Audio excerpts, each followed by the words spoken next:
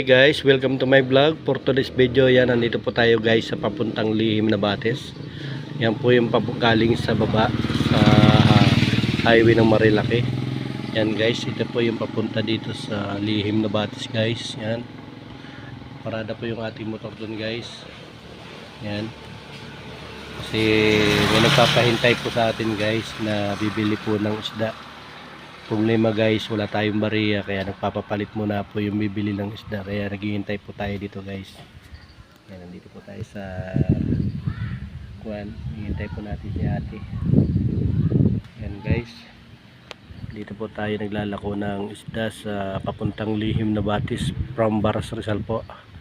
Yan guys, pero pababa na tayo guys, pauwi na tayo palabas na tayo ng highway ng Marilaki.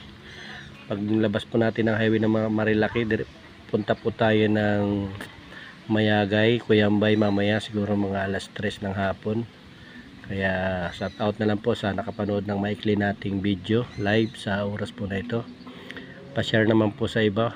Yes mga lod, salamat po sa nakapanood po ng ating maikling live sa lugar po ng papuntang Lihim na Bates.